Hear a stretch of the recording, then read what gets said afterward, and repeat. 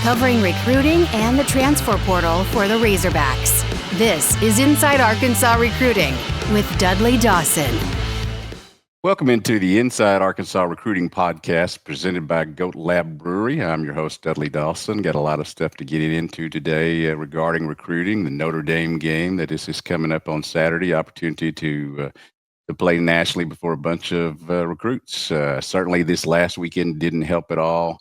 Losing a second straight game via fumble late did not help the mindset of either the fan base, the football team, and the coaches. It certainly has the opportunity this weekend to be an uplifting thing, but also I'm not going to sit here and tell you there's not any turmoil going on in the program now.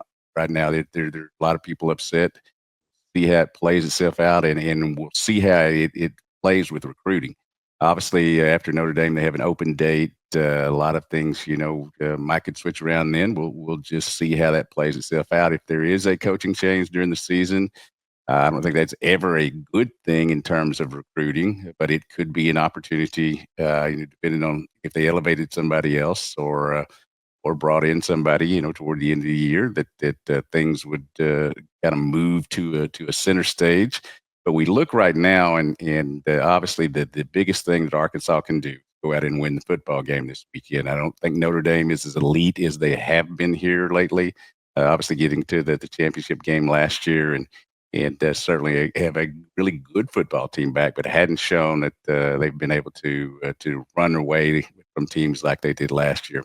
You are going to have several visitors, no official visitors this weekend, and part of that has to do with the 11 a.m. start.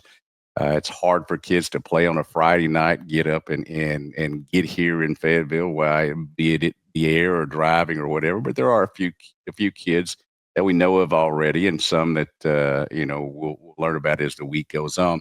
Know that two offensive linemen, Alexander Herrera is a 6'7", 285-pound young man from Cali, Texas, and he is planning on being here this weekend. He's playing on Friday night, as is 2028 Ty McMurray, another offensive lineman, 6'6", 275.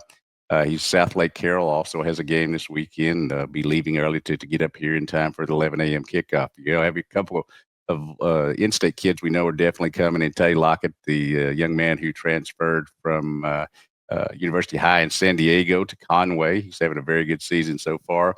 And he has a friend coming this weekend, a former teammate, DJ Ferguson, who is a 2029 recruit, one of the better ninth graders in the country, according to those who rank ninth graders.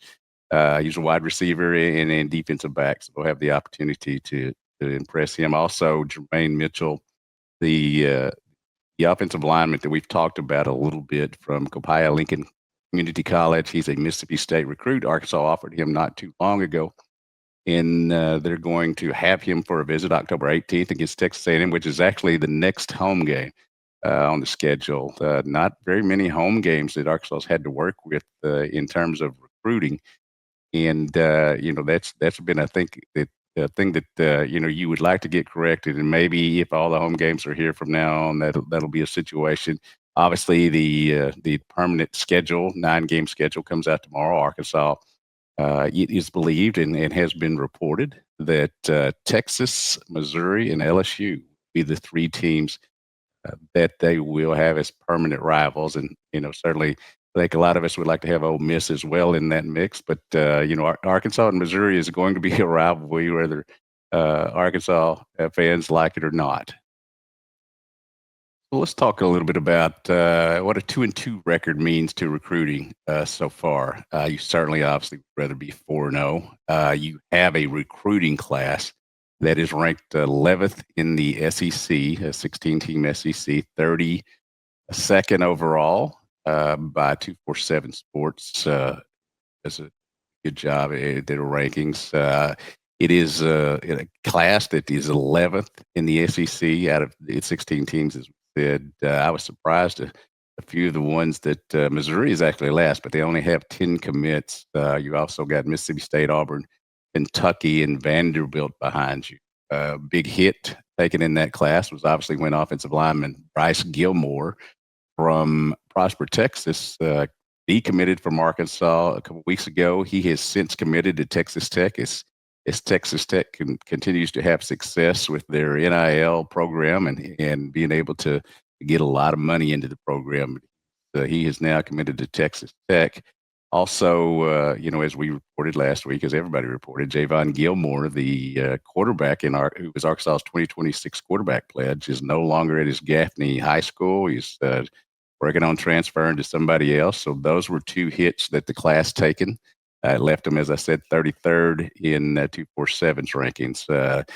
That's not where you want to be, and you don't want to be in turmoil with at the record 2-2 here in the season. You have such a big game against Notre Dame coming up.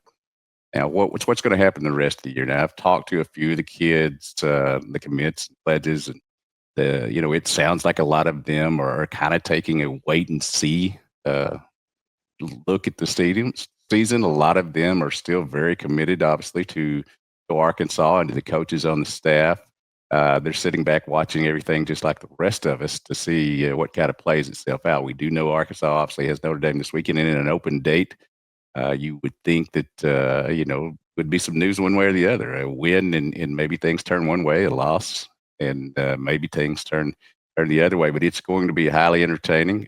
Just saw recently that Coach Holtz is going to be here. Obviously, Lou Holtz, one of the authors of one of the greatest wins in Arkansas history, the 31-6 Orange Bowl win in 1978, when the game was played on January 2nd, because January 1st was Sunday. That was number 6 Arkansas team playing a number 2 Oklahoma team, and had a chance to talk to Ron Calcagney and Pete Cordelli, the assistant coach. Calcagney, obviously quarterback, and Kevin Scanlon, who sit out that year after transferring from NC State to play for Coach Holtz. There were a lot of great stories on that. Coach Holtz has always been a master motivator, and it's interesting. He is going to be here for this game, and that is something maybe a lot of us didn't think we'd see. Number one, Notre Dame ever coming to play at Arkansas, and Coach Holtz being here. So, happy that he's going to get the opportunity. As he said, all 4 of his kids graduated from Fayetteville High. He still considers Fayetteville home, and a matchup that originally was going to happen in 2020, but COVID kind of came along. The return game in the series is supposed to be 2028 in South Bend, Indiana. That certainly will, I'm sure, see a lot of Arkansas fans try to get up there and see that one in one of the most influential and revered stadiums that there is. Notre Dame has certainly been one of the elites of college football for a long, long time.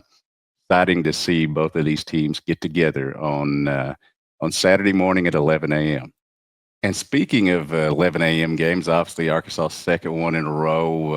I don't know how many people will be out before the game, but there certainly is a new Arkansas hangout that is just down from the stadium on Oak Plaza on North Garland Street. That's GoatLab Red.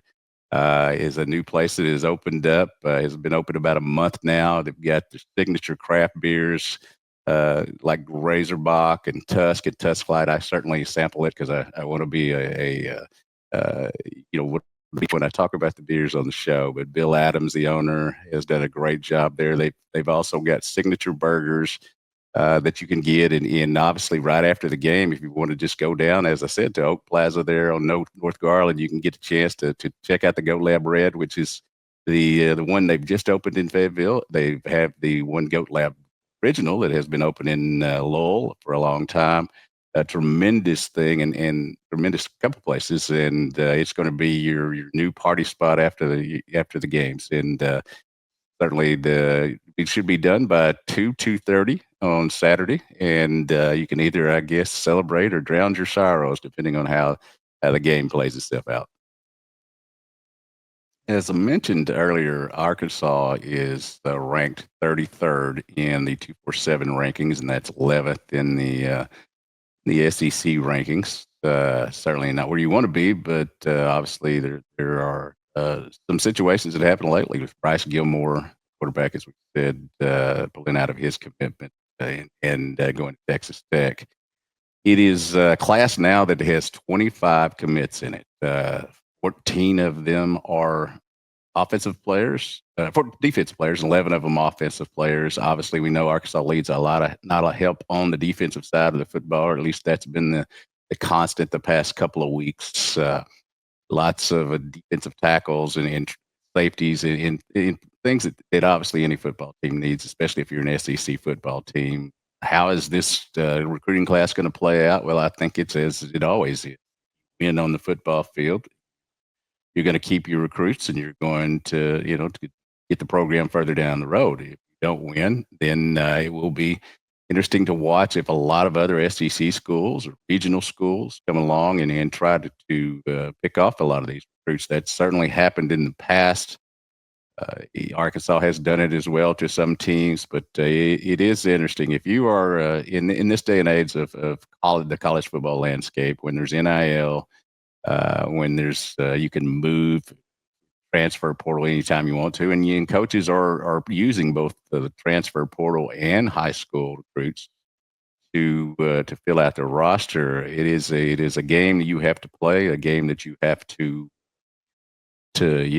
put some money in, but also put the time and relationships in. I continue to hear that even though money is certainly a factor these days that the kids get, it certainly is still also about relationships. Some people have taken lesser offers because of the relationships. Some haven't. Some people, some of the kids and those around them just are looking for the bag, as they say these days. It is, I think Arkansas has four-star recruits right now committed and has obviously 21 three-star commits. A lot of those will be watching to see how they play out in the season, both on the field and off, as I'm sure that when the job security of Arkansas head coach Sam Pittman gets talked about a lot, when Bobby Trino rumors start, when you have the situation that you do, being 2-2, when you obviously could be 4-0, but also, as Coach Pittman said yesterday at his press conference, the pressure he has on him has been here for like 3 years now. It seems to be that more vocal these days, from the fans, and obviously, we can go back to the previous week at the Touchdown Club when athletics director Hunter Yurchek said that Arkansas is not in position to win a conference championship right now or win a championship like the baseball and basketball team is.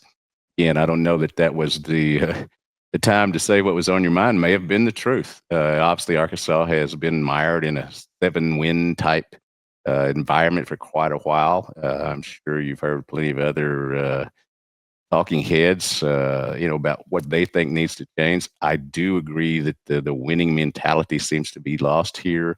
A lot of talk these last couple of games about effort on the defense. Maybe they'll come out and play well this week.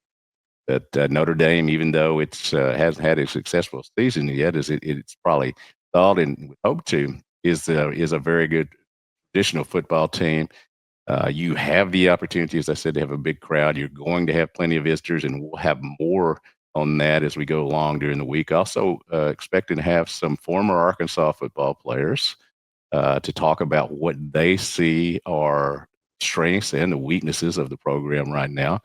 Also, some recruits to kind of hear what they're thinking. Legitimately, I and others can sit around and talk all we want to about what's going on and what these recruits might be thinking, but it'll be good to hear from some of the others, some of the ones committed, and also I'm planning on talking to some coaches that whose kids were not recruited by Arkansas or not landed by Arkansas, because we want to get the details on what's going on recruiting. Why isn't Arkansas in a situation to be getting more of the top 15 players in the state? As I've said before, you've got 4 of the top 15 in the state. That is just not a number that you can get in and survive and be successful at, no matter how better you recruit out of state. It's just one of those things that we'll see as the week goes along, as the season goes along, how it plays itself out. I wish I could have had a crystal ball and could tell you, but right now I just am kind of sitting around with the rest of y'all, watching and seeing how this plays out. Appreciate everybody watching and listening to the Inside Arkansas Recruiting Podcast. We said sponsored by GoatLab Brewery with locations in Lowell and also in Fayetteville. Be sure to subscribe to us here at Inside Arkansas on YouTube, and as well as subscribing on the audio version of our podcast, wherever podcasts are found. I'm Dudley Dawson. We'll see you next time. And remember, yesterday is history. Tomorrow is a mystery. Today is a gift. Go out and do something to make the world a better place.